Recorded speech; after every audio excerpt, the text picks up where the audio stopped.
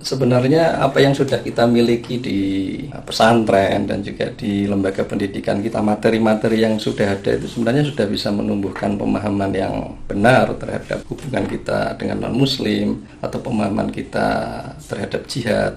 Nah, tinggal bagaimana kita semua di pesantren ataupun di lembaga pendidikan ini bisa mendialogkan materi-materi yang ada itu dengan konteks kekinian sehingga bisa difahami oleh anak-anak sekarang. Contohnya ginilah, kita sudah belajar sirah nabawiyah. Ya. Dan dari mulai Nabi lahir sampai Nabi wafat. Di sini sebenarnya ada pelajaran penting bagaimana interaksi Nabi dengan non-muslim. Jadi Allah Subhanahu wa taala itu mengutus Rasulullah memang supaya untuk menjadi teladan kan gitu bagi umat Islam setelahnya. Nah, hubungan Nabi dengan non-muslim dalam kehidupan beliau itu bisa dikelompokkan menjadi 4.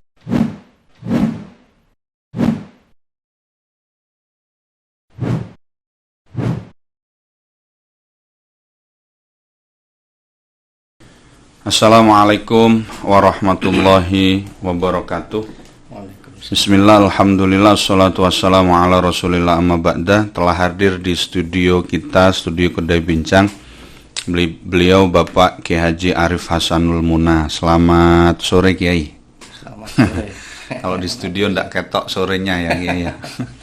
Alhamdulillah, terima kasih sudah hadir lagi di studio Kedai Bincang. Kalau dulu kita berbicara tentang azan dan sejarah tentang azan, kemudian tentang cerita Mbah Mesir. Lalu sekarang yang masih lagi hot Kiai, masih lagi in adalah tentang terorisme yang muncul lagi setelah beberapa lama tidak muncul. Kemudian muncul pengeboman di gereja katedral Makassar. Kemudian yang kedua, seorang perempuan yang masuk ke Mabes Polri nih, yang nembak sekitar ada berapa peluru nggak tahu, tapi kemudian akhirnya oleh polisi ditembak mati. Memang saya berkepentingan ngundang jenengan, ngundang jenengan, ngaturin jenengan, tapi nggak ada apa-apanya, hanya teh saja. Tapi meskipun teh, tetap semoga bisa memberikan manfaat kepada kita semuanya Kiai. Rawuhipun panjenengan saestu. Kaitannya pertama dengan bunuh diri Kiai. Bagaimana bunuh diri ini menurut tinjauan ajaran Islam gitu. Ini yang pertama. Ini serasa kayak ujian ini. Masya Allah. Ya, terima kasih ini saya bisa hadir di majelis ini di Kedai Bincang untuk yang kedua kalinya. Terima kasih pada Pak Kiai Khalid Ma'rufi. Dan pembicaraan hari ini ya rada serem-serem dikit gitu ya. Tapi mungkin kita mulai dari fenomena dulu lah ya, pembincangan mengenai fenomena yang ada ini. Kemudian nanti kalau memang waktunya ada ya, kalau mau menyinggung masalah hukum ya kita usahakan ke sana gitu. Oke. Jadi untuk fenomena terakhir yang terjadi ini kan ya bagi kita semua adalah memprihatinkan lah ya. Yang satu sisi betapa anak yang masih muda seperti itu, baik yang di Makassar maupun di Mabes Polri, usianya sekitar 20-an tahun kan ya.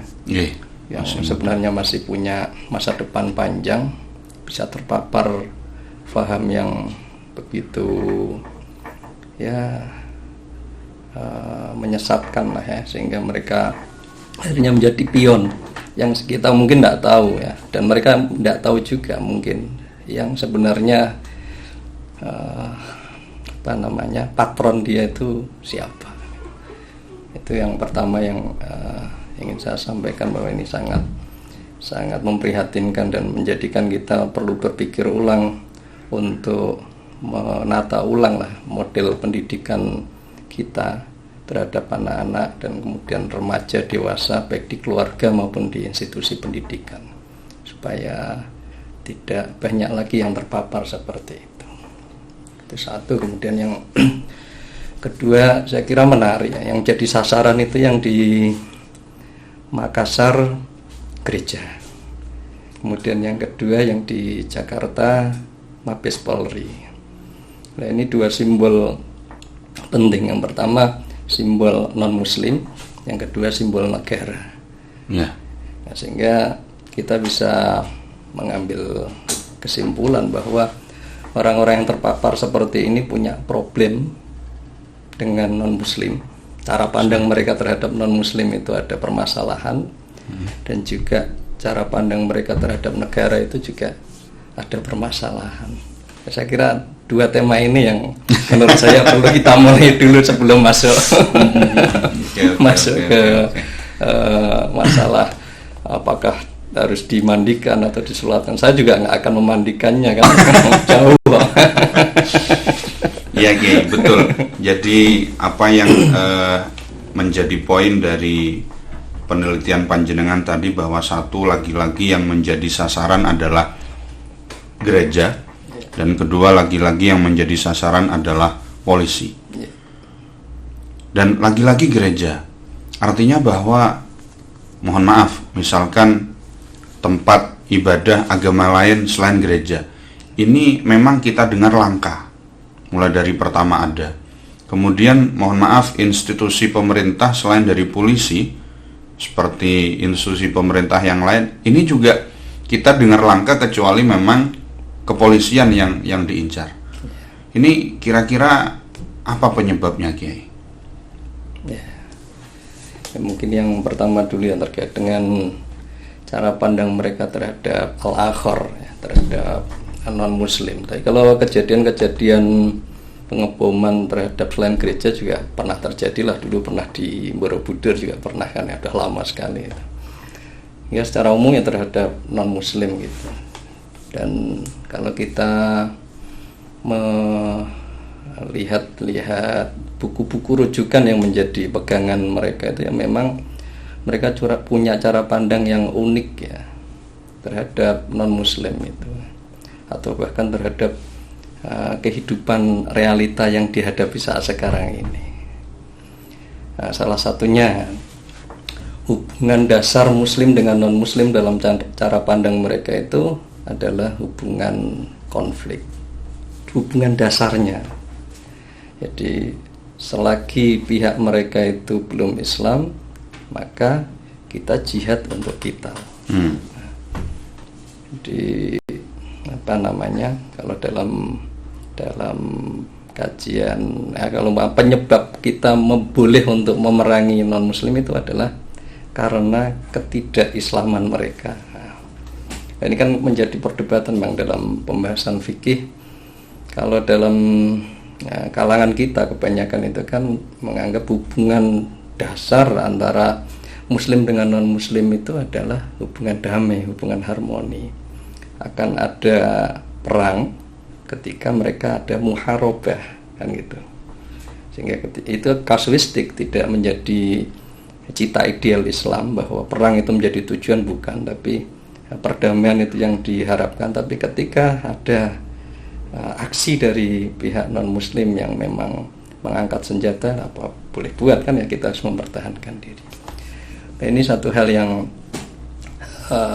menjadikan di kalangan mereka itu ketika memandang non muslim itu ya akhirnya musuh dan harus diperangi, harus bahkan dibunuh. Sehingga konsep jihad mereka itu kan akhirnya hanya sempit menjadi membunuh orang yang dianggap non muslim. Bahkan yang umat Islam juga ketika sudah sampai pada tahapan ditakfirkan kan, ya akan menjadi sasaran mereka. Nah, kelompok-kelompok mereka ini ya apa namanya, memang kelompok yang eksklusif di dunia ini, yang tidak banyak ya, tapi menghebohkan banyak orang. Tapi yang perlu kita khawatiri ya, karena apa namanya, banyak anak-anak muda yang tergiur untuk mengikuti yang diistilahkan dengan al-harakah al-jihadiyah al-musallahah ini ya, gerakan jihad yang bersenjata. Nah, sebetulnya makna jihad sendiri itu seperti apa, Ki? Ya, Kalau menurut pemahaman mungkin ya, karena ulama itu jelas beda cara pandangnya mengenai tentang jihad, tapi mayoritas ulama memandang jihad itu jihad di zaman Nabi seperti apa mungkin, atau di zaman sekarang seperti apa gitu. di jihad itu kalau makna bahasanya kan bersungguh-sungguh ya. Bersungguh-sungguh. Nah, kemudian dari situ muncul kata ijtihad, muncul kata mujahadah, yang tiga-tiganya sebenarnya menjadi satu kesatuan. Dan memang pandangan para ulama mengenai jihad secara umum itu ya semua aktivitas yang bisa membangun peradaban itu ya jihad kan itu, dalam berbagai bidang. Nah, perang itu hanya bagian kecil dari jihad, dan itu pun kasus-kasus tertentu ketika kondisi memerlukan untuk itu. Artinya bahwa jihad itu tidak harus qital, Kiai. Ya, satu contoh lah. Ada ayat Al-Qur'an yang turun di Mekah. Mekah kan belum diperbolehkan untuk jihad kan ya. Angkat senjata maksudnya, belum diperbolehkan untuk angkat senjata. Wala tuti'il kafirina wajahidhum bihi jihadan kabir. Ayat ini turun di Mekah.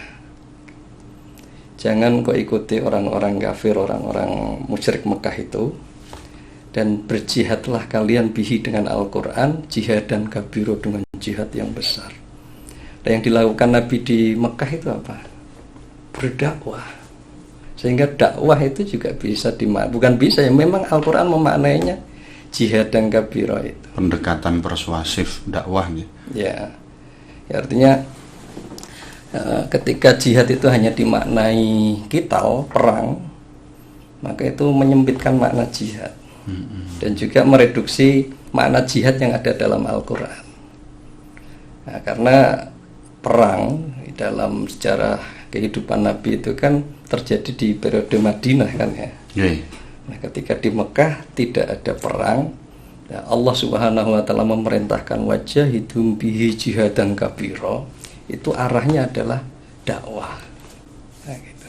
Penafsirannya ke dakwah. Dakwah ya, karena memang di situ Nabi tidak angkat perang menghadapi kepemimpinan orang-orang kafir musyrik dan masyarakat Mekah waktu itu kan ya. Mendakwahkan ajaran-ajaran mulia Islam, kesetaraan manusia, perbudakan dihilangkan, kemudian supaya ada keadilan ekonomi dan lain sebagainya, itu kan yang diupayakan Nabi di Mekah itu. Seperti itu nggih. Lalu kemudian mereka orang-orang Islam yang seperti itu mereduksi dan mengecilkan, mengkerdilkan makna daripada jihad itu sendiri. Lah, sekarang begini Kiai, karena kita melihat fenomena tentang jihad ini adalah bahwa mereka-mereka yang usianya muda, kira-kira apa yang perlu kita lakukan? Mengganti kurikulum atau bagaimana? Bahkan kemarin ada isu tentang frasa agama di dalam pendidikan kita akan dihilangkan. Ini akan menimbulkan efek yang seperti apa nantinya? Tapi hanya isu, tapi ternyata kan tidak ada itu. Ya, sebenarnya apa yang sudah kita miliki di pesantren dan juga di lembaga pendidikan kita, materi-materi yang sudah ada itu sebenarnya sudah bisa menumbuhkan pemahaman yang benar terhadap hubungan kita dengan non-muslim atau pemahaman kita terhadap jihad.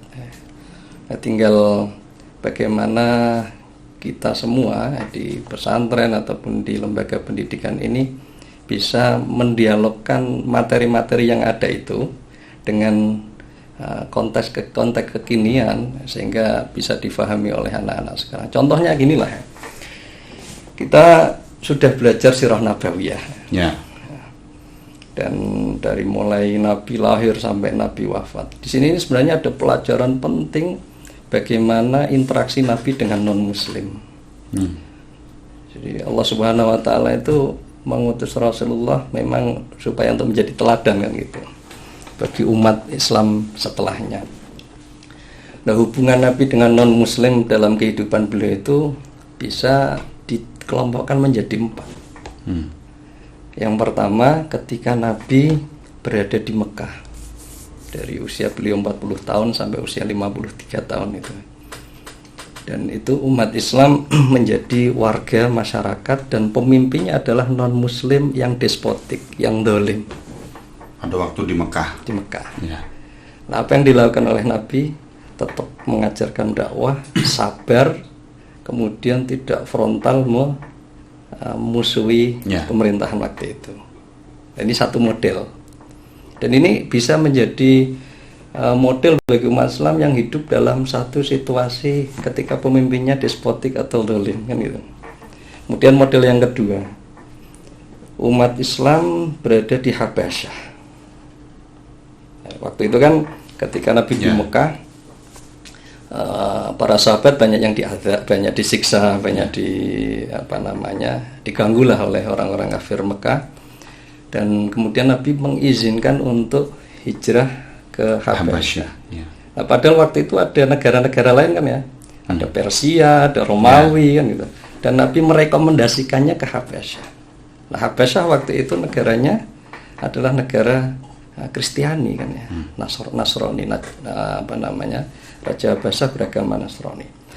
Dan ketika para sahabat di sana dari tahun 5 kenabian sampai nanti tahun 7 Hijriah itu kan masih ada yang di sana. Itu hubungannya bagus sekali. Nah, di sana itu prototipe bagaimana umat Islam hidup dalam satu negara yang bukan Muslim, tapi pemimpinnya tidak zalim. Masya Allah. Ya kan? Ini sebenarnya kan sudah ada di materi-materi kita kan ya. Nah, yang model seperti ini bisa jadikan role model bagi umat Islam yang hidup di Eropa, di Amerika. Nah, dan kalau kita lihat sejarah yang di Habasyah itu kan bagaimana Ja'far bin Abi Thalib ya, kemudian Abdullah bin Mas'ud, ada Ummu Salamah, Abu Salamah di sana hidup berdampingan dengan Raja Najasyi itu. Dan bahkan diceritakan sampai ketika Raja Najasyi itu diserang, Ja'far bin Abi Thalib dan juga Zubair bin Awam itu ikut membela, ikut membantu. Nah, kemudian akhirnya raja di Habasyah ini kan masuk Islam. Akhirnya kan seperti itu, sampai hubungannya dengan Rasulullah itu sering ngirim hadiah kayak gitu. Nah, ini model yang kedua. Kemudian model yang ketiga adalah ketika umat Islam itu berada di Madinah yang awal, yang di sana itu Nabi sebenarnya berkeinginan Madinah itu menjadi negara yang rukun antara masyarakatnya yang berbagai komponen agama, kabilah itu. Di sana ada Yahudi yang lebih dari 30 kabilah, lebih dari 20 kabilah, ada masyarakat penduduk setempat Khazraj Aus kan ya. Dan Nabi berkeinginan seperti itu. Tapi di awal-awal perjalanan Nabi membentuk masyarakat Madinah itu kan banyak pengkhianatan dari dalam. Nah, ini bentuk hubungan umat Islam dengan non-Muslim dalam kondisi konflik. Yang pertama nanti ada kejadian pasca perang Badar, Bani Qainuqa bikin masalah. Kemudian Bani Nadir bikin masalah dan punyanya Bani Quraidah bikin masalah setelah perang Ahzab itu. Akhirnya mereka dikeluarkan dari Madinah kan gitu. Nah, ini masa konflik yang di situ Nabi menyikapinya dengan proporsional. Contoh proporsionalnya tuh gini.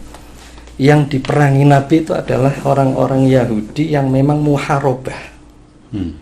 Jadi saya sebutkan bahwa kabilah Yahudi di Madinah itu lebih dari 20. Kalau mau kita baca di Wathiqah Madinah itu ya, bukan hanya Qainuqa, Nadir dan Quraidah, tapi ada juga kabilah-kabilah yang lain.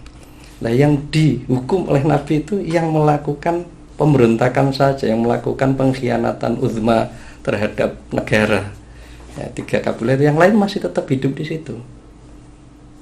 Nah, model yang ketiga ini ya bisa menjadi Nah, pelajaran bagi umat Islam ketika menghadapi ya non muslim yang memang mereka melewati batas kan ya. Dan Nabi sudah menentukan aturan-aturannya seperti apa. Wala ta'tadu fa in intahu fa innallaha ghafurur rahim. Kalau mereka sudah taubat dan terus ngangkat senjata ya selesai, fa innallaha ghafurur rahim. Nah, kemudian yang keempat, masa kedua di Madinah yaitu kondisi yang damai, tenang, hubungan Nabi dengan non muslim berjalan secara harmoni. Nah, contoh mudahnya itu kan di akhir Nabi wafat itu kan sampai diraknya dirak itu baju untuk perangnya itu kan digadekan di orang Yahudi, baju kering. Baju kering istilah makna pondok ya. Nah itu digadekan di Yahudi kan menunjukkan hubungan yang harmonis. Nah kadang kan yang keliru dari kelompok-kelompok yang harokah musallahah ini kan melihat masa lalu, menganggap bahwa kehidupan Nabi dari awal sampai akhir itu konflik terus dengan non-muslim. Nah kemudian itu dijadikan prinsip hubungan antara muslim dengan non-muslim. Padahal tidak bisa seperti itu kan ya. Kalau kita melihat Indonesia, kira-kira menurut jenengan piyambak lah ya, dari 4 model ini Indonesia itu masuk yang mana? Hubungan antara muslim dengan non-muslimnya. Yang terakhir. Yang terakhir kan ya. Dan ketika terakhir ya yang harus dimunculkan ya, man adza dzimmiyan faqad adzantuhu bil harb, dan seterusnya itulah ya, sabda-sabda Nabi yang terkait dengan hubungan harmoni yang prinsipnya itu dari mulai ta'aruf, saling kenal, kemudian ta'ayush, hidup berdampingan, dan kemudian ta'awun, saling bantu membantu. Nah, ini kan materi yang sebenarnya di Nurul Yakin ada kan ya. Dan di buku-buku sirah ada. Hal seperti ini kalau umpama diajarkan kepada pemuda, anak-anak remaja di madrasah ataupun di pesantren, saya kira pemahaman bagaimana relasi muslim dan non-muslim dan kemudian bagaimana mempraktekannya dalam kehidupan di Indonesia, mereka akan mendapatkan pemahaman yang ya bagus lah kan gitu ya. Semoga melalui channel ini Kiai. Amin. Artinya begini Kiai, kita kalau melihat pola jam agama, jam pendidikan agama di sekolah-sekolah formal itu, yang kecuali yang pesantren gitu, yang di luar sana itu kadang pendidikan agamanya cuma 1 jam dalam seminggu. Satu. Kedua, iya kalau gurunya bisa memahami. Khulasah Nurul Yakin ki kitabnya kaya apa niku lho, banyak yang enggak tahu. Bahkan kadangkala, mohon maaf bukan niat untuk merendahkan, tetapi memang banyak yang kenyataannya seperti itu, bahwa kita ini memang kadang memang kurang komprehensif memahami perjalanan Rasul mulai dari bayi lahir sampai kemudian wafat. Dan kita hanya mengambil bagian-bagian cerita itu tanpa bisa mengambil apa hikmah. Misalkan sahabat yang ditunjuk ke Habasyah, di situ kadang-kadang tidak terpotret hikmahnya apa. Nah, baru Masya Allah luar biasa. Inilah keuntungannya kita mengundang orang yang luar biasa, kita bisa banyak dapat ilmu. Ada 4 poin tadi itu luar biasa. Luar biasa itu Kiai. Nah, masalahnya kadang-kadang karena ini loh, pendidikan agama kita cuma 1 jam Kiai, 1 minggu. Kemudian ada rohis di sekolah-sekolah. Nah, karena pendidikan agama cuma 1 jam, maka rohis itulah yang kemudian kadangkala brainwash mereka itu. Ini gimana Kiai? Fenomena yang seperti ini pripun? Ya perlu ada pihak-pihak yang seperti jenengan yang aktif di rohis. Atau anak murid jenengan ya gitu kan, anak murid ya dari kalangan kita yang juga ikut kegiatan-kegiatan rohis atau mewarnai di rohis itu. Dan memang pendidikan ini kan ya memang tidak hanya di kelas itu dah ya, di rumah, di masyarakat, nah, kemudian di sekolahan, dan sekarang ini memang sangat luar biasa itu media, apa namanya, online seperti ini, termasuk apa namanya, melakukan tindakan di Makassar dan juga di Mabes Polri itu kan kelihatannya mereka terinternalisasi dengan paham-paham itu kan melalui online kan ya. Mereka tidak tahu gurunya sebenarnya sosoknya itu seperti apa, hanya punya imajinasi saja melalui media sosial itu, kemudian terbentuk satu cara berpikir tertentu, dan tidak tahu setelah mereka seperti ini gurunya itu mendoakan dia menang lili apa enggak, tidak tahu tanggung jawab apa enggak. Iya. Ya, makanya mereka ini pion, jadi memang sangat memprihatinkan sekali. Oke. Dan sekali lagi bahwa era apa ini, corona ini menjadikan pendidikan kita lemah.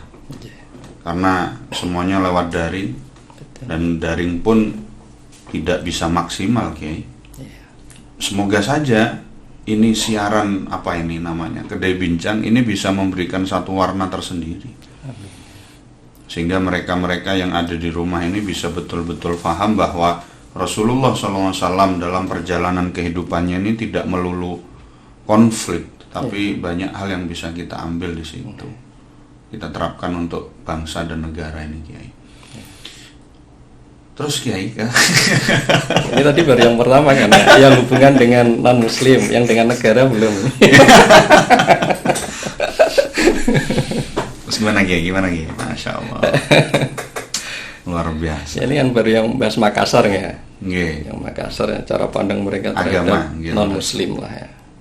Dan itu memang perlu ada apa namanya, pelurusan pemahaman terhadap paham-paham yang seperti itu.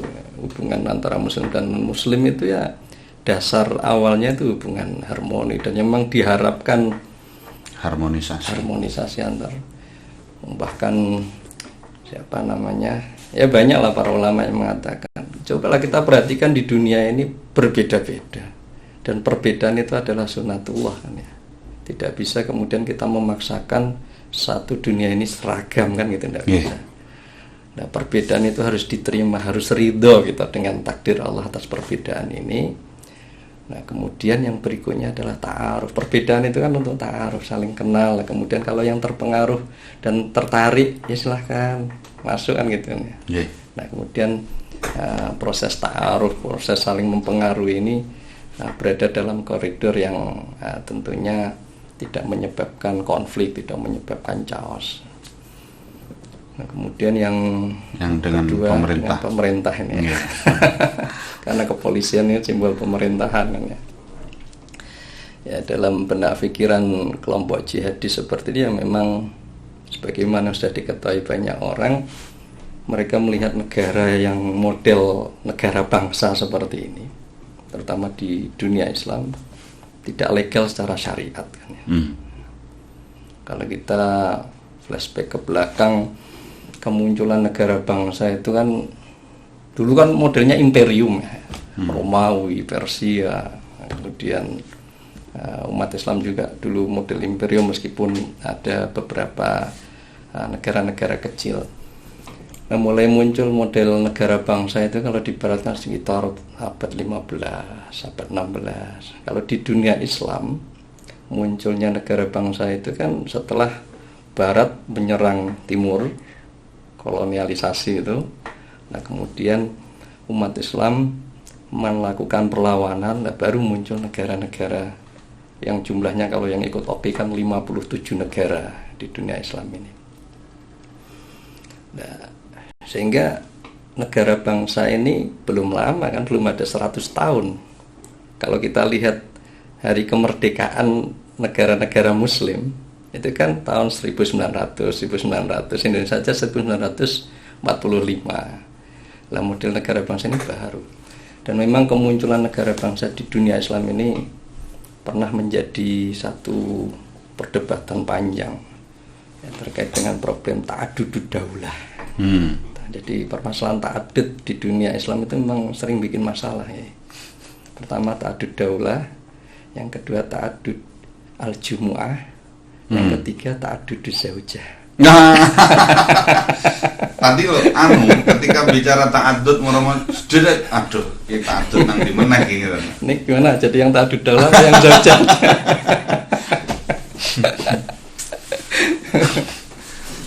Nggih mangke niku lah ya. Lain kali. Ya, jadi permasalahan. Jadi banyak pihak yang tidak menerima dengan adanya ta'adud daulah seperti ini, sehingga sering kita dengar ada upaya kembali kepada khilafah yang mondial menjadi satu seperti itu.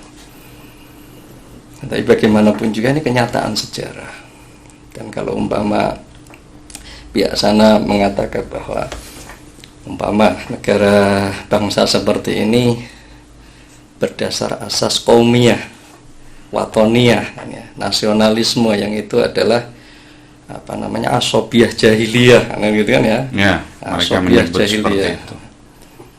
Ya, itu kan salah pandang, ya. Kekeliruan dalam memandang asobiah itu sendiri. Salah satu alasan mereka seperti itu sehingga mereka tidak mau memunculkan rasa cinta terhadap waton, tidak mau memunculkan rasa cinta kepada negara dengan anggapan bahwa asobiah jahiliyah itu dilarang oleh agama Islam. Ya, padahal kalau mau belajar dikit lah ya, umpama buka-buka kitab, setidaknya umpama punyanya siapa, Syekh Yasin Padang itu, yang Al-Buldaniyat, Arbaun Buldaniyah itu kan beliau ada satu hadis yang menarik, ada sahabat yang mengatakan, ya Rasulullah, apakah saya mencintai kaum saya itu termasuk asobiah? Apakah seseorang itu ketika mencintai kaumnya itu termasuk asobiah? Kemudian Nabi menjawab, la. Lakin al-asobiyatu ayyu'ina ar-rajulu ayyu'ina ar-rajulu qaumahu ala dhulmin. Jadi yang dimaksud asobiah itu adalah ketika dia ikut menjerumuskan kaumnya dalam kezaliman. Tapi yuhibbu al-qaum, yuhibbul watan, itu tidak termasuk asobiah. Nah, ini kan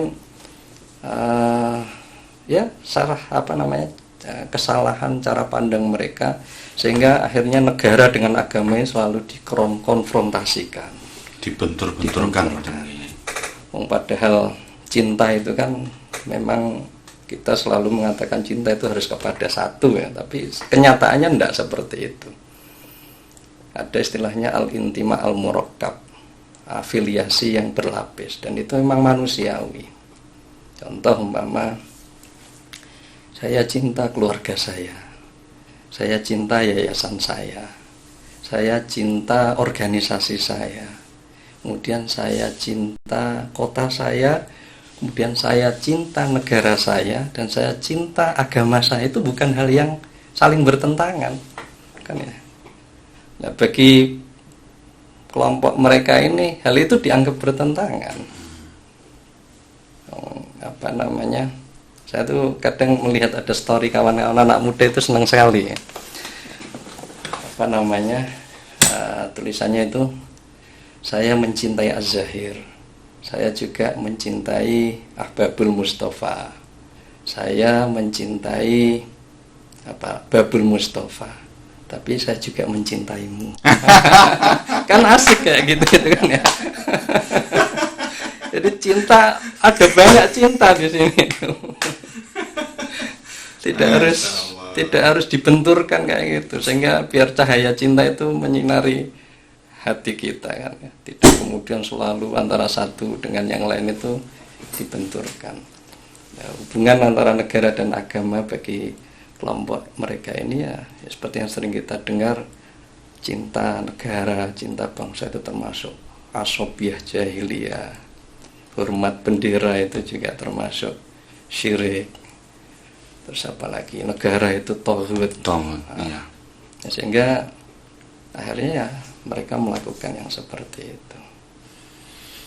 Supaya tidak terjerumus ke sana, Kiai.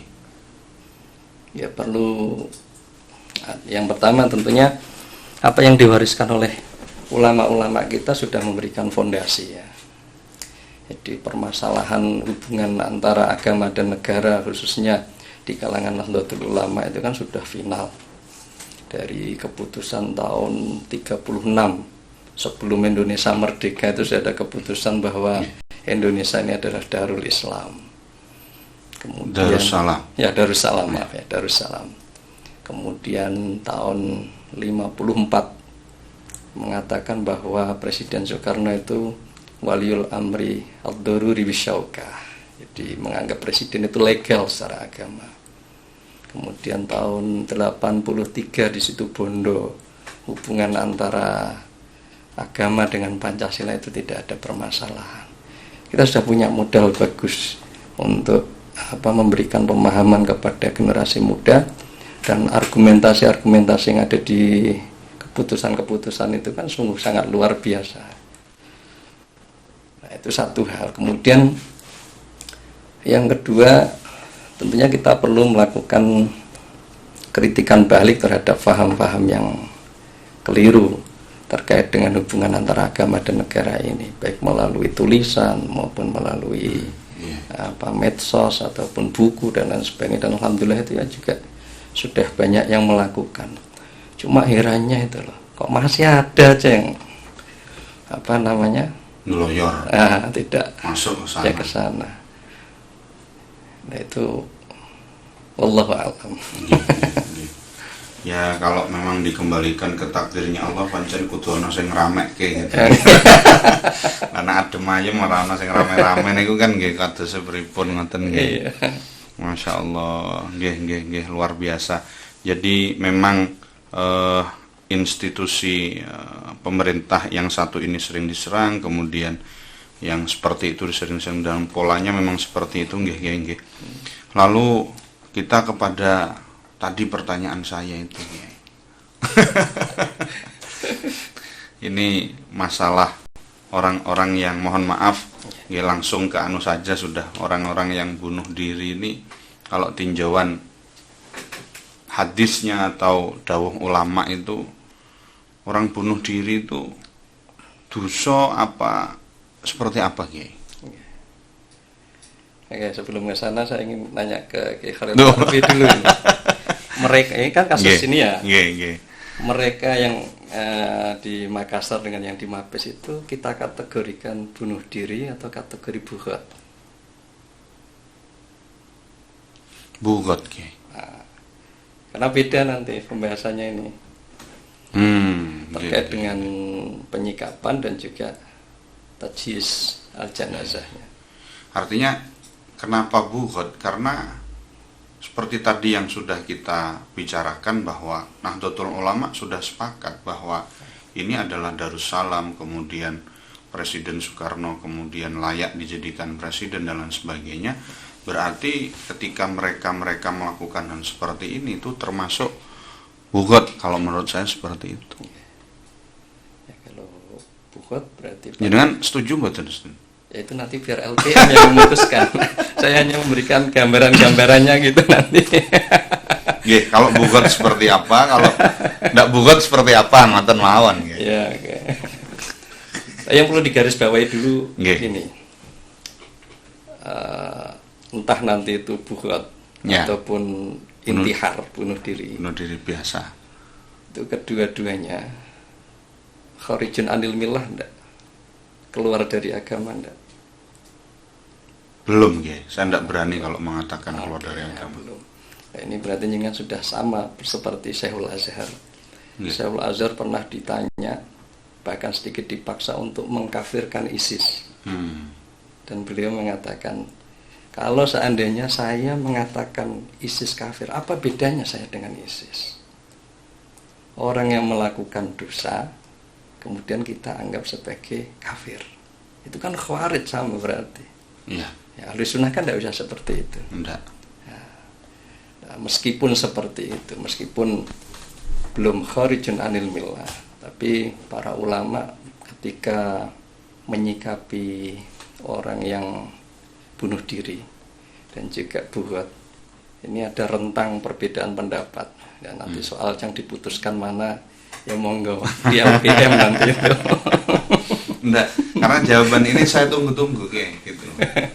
Nanti Ramadan, karena Ramadan itu ada tema untuk PCNU Kota Pekalongan, ta'assub kepada NU itu dibenarkan apa tidak?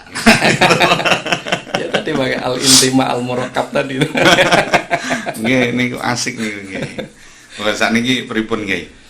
Bunuh diri dalam rangka bunuh diri yang dihukumi bugot dan yang tidak itu seperti apa Ki?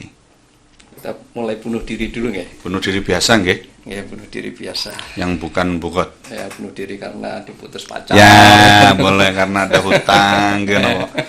Kawin meneh khawatir ketemu bunuh diri gitu. Iya.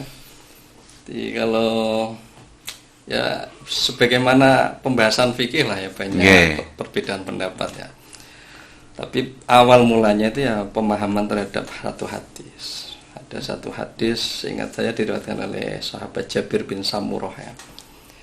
Ada beliau menceritakan pada masa Nabi itu pernah ada orang yang bunuh diri. Tapi nggak ketahuan sebabnya apa itu loh, yang saya juga masih penasaran itu. Oh, berarti pernah nggih di zaman Rasul nggih? Pernah ya. Kalau junjuk ya. Ya, siap. Nggih. Kula anu niki, lemon. Sama enggak njupuk mimian, Mas? Ya, jadi sahabat Jabir bin Samurah pernah mengatakan ada seseorang yang bunuh diri. Okay.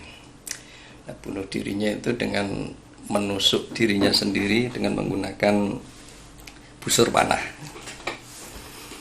Nah, kemudian kan mati, kemudian dimandikan. Ketika mau disolati, Rasulullah nggak mau nyolati. Ya ada hadisnya. Ya. Tapi kemudian para sahabat tetap nyolati, Nabi nggak melarang. Nah, dari kasus hadis ini kemudian ada banyak perbedaan pendapat yang muncul. Ada yang mengatakan ya utamanya tetap disolati, kebanyakan mengatakan tetap disolati, tetap kalau dimandiin jelas ya kemudian disolati. Tapi ada juga yang mengatakan ya yang mensolati orang awam sajalah. Kalau yang tokoh-tokoh nggak usah, biar menjadi pelajaran bagi yang lainnya. Itu kalau yang terkait dengan orang yang bunuh diri biasa. Tapi kalau yang terkait dengan bukhot itu sampai rentangnya itu sampai ada yang ndak usah disolati, semuanya ndak usah nyolati. Kemudian ada yang paling mudahnya itu ya dimandikan ya disolati. Nah, ini ada banyak perbedaan, terserah Pak Imam Lufi mau milih yang mana.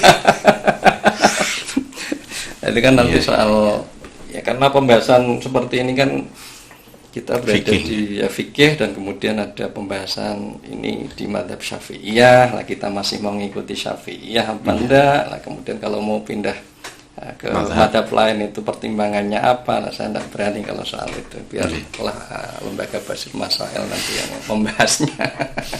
Tentang mati syahid, Kiai. Mati syahid. Jadi mereka menganggap bahwa mereka melakukan seperti itu merupakan tindakan mati syahid. Mereka. Tapi kalau kita menganggap bahwa itu adalah mati sangit, kan seperti itu. Nah, lalu kadang ada orang bertanya, mati syahid itu sebetulnya yang seperti apa? Sebab ada riwayat yang mengatakan seorang suami ketika pergi keluar mencari nafkah kemudian meninggal dunia itu juga dikategorikan mati syahid. Thalibul ilmi juga mati syahid. Ini seperti apa, Kiai? Pak Ma'ruf.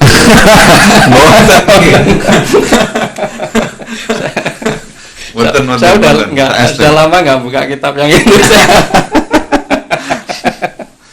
Yang ada Sayyid Akhirah, Sayyid Dunia itu. Ya, tapi yang terpenting kan yang ini tadi, yang dua kasus ini sudah terjawab lah tidak. Ya kalau mau dikatakan syahid kok banyak permasalahan, ya enggak lah. Betul nggih. Ya. Kira-kira ndak kesana lah nggih, mboten syahid, tapi jare tiang-tiang niku sangit ngoten niku. Masya Allah. Kiai, terakhir nih, karena sudah hampir 1 jam kita ngomongnya Mas ya. Hah? Kepanjangan ini. Nah, boten. Ini istimewa nih, karena ini nanti harapan saya itu bisa dilihat oleh khalayak umum seperti apa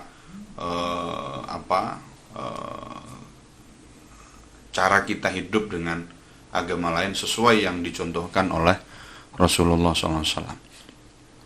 Terakhir, kira-kira yang seperti ini, bom-bom dan kemudian penembakan itu, ada orang di balik layar apa enggak, Kiai? Yang memang yang memang ingin Islam itu terpecah belah atau seperti apa? Yang jelas fikroh seperti ini ada tokohnya. Yang artinya buku-buku yang membahas untuk melakukan pergerakan jihadiyah bersenjata ini kan banyak ya. Yang berbahasa Arab itu banyak sekali, ada Masail min Fiqhil Jihad, ada Al-Umdah fi I'dadil Uddah. Kemudian ada satu judul yang ngeri sekali, Al-Irhab minal Islam. Waman kurang lebih artinya orang yang tidak mengakuinya fakat kafar. Ada judul kayak gitu itu.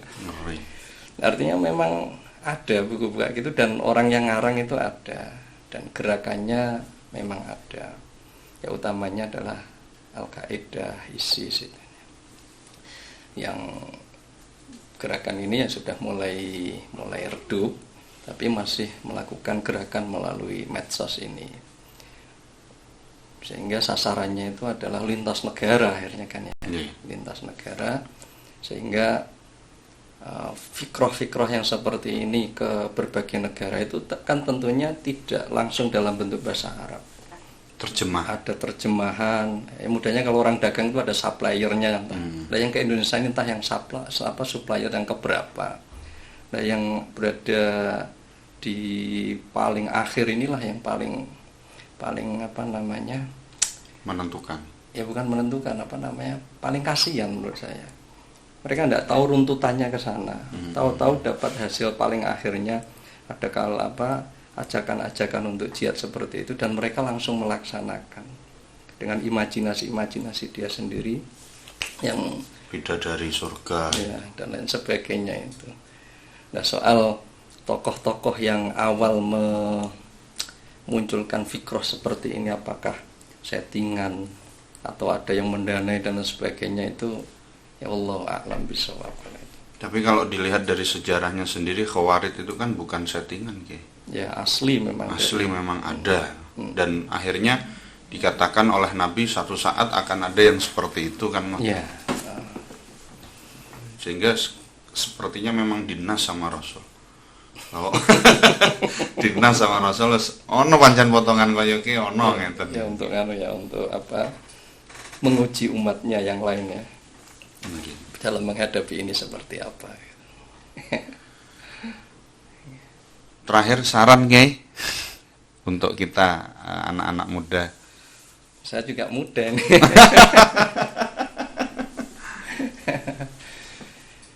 Ya, untuk kaitannya dengan masalah ini ya, kalau kita perhatikan 2 kasus ini kan mereka tidak tahu gurunya. Ya makanya guru itu penting. Sehingga kita akan dibimbing oleh beliau dohiron wa batinan, ya, bukan hanya maklumat pengetahuan, tapi juga ada cahaya-cahaya yang dari mata beliau, dari doa beliau, yang juga akan mewarnai kehidupan kita. Ya, saya kira itu.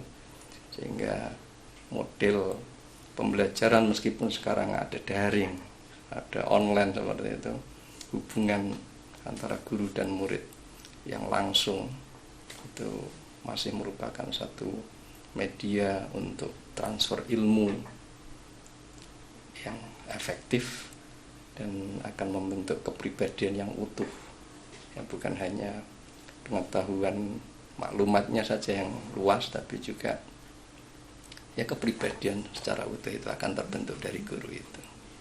Saya kira Nikola. Terima kasih Kiai. Sama. Para pemirsa, alhamdulillah banyak ilmu yang sudah kita dapat dari beliau Dr. Kiai Haji Arif Hasanul Munah. Semoga panjenengan bisa mengambil ibrah